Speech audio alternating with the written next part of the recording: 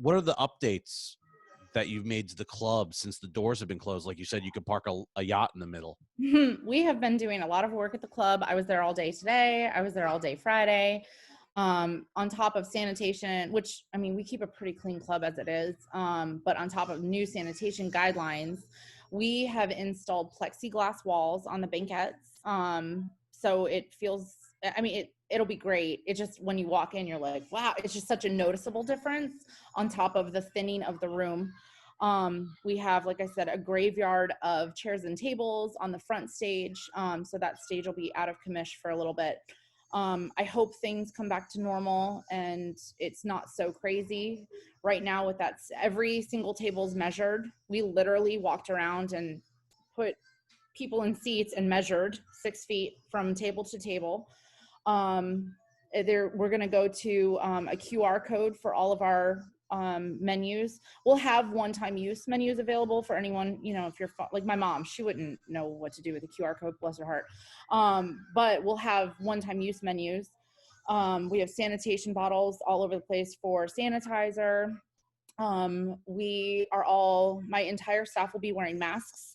We're going to be taking temperatures when my employees and my team members arrive.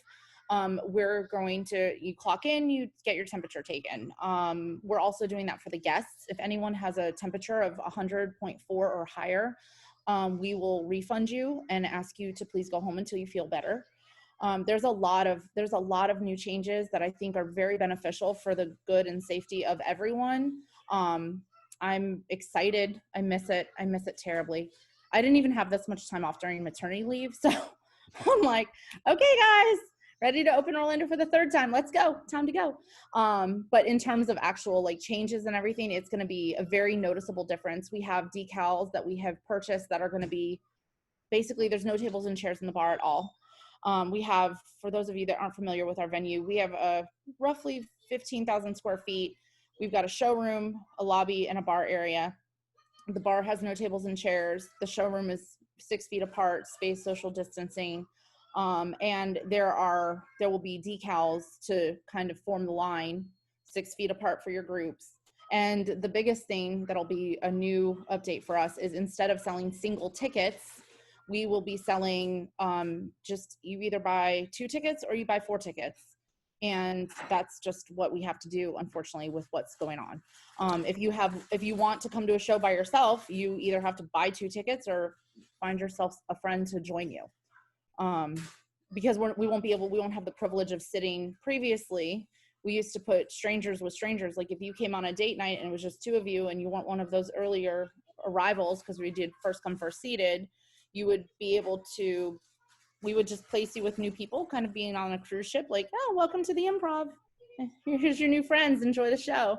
We won't be doing that anymore for the safety and security of everyone.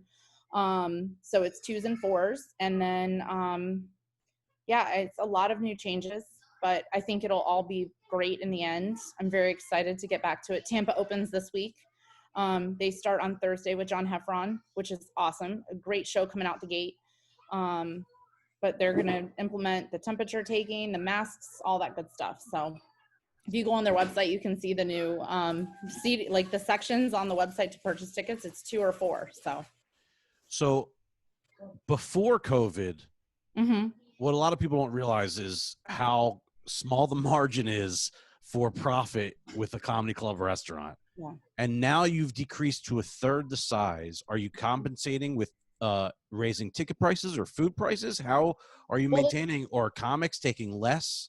No, honestly, everything is coming through the booking office. I've seen a jump in some ticket prices, but again, that's not necessarily just us. That's a negotiation with the agents and the comics talent. For us, we actually completely redid our menu.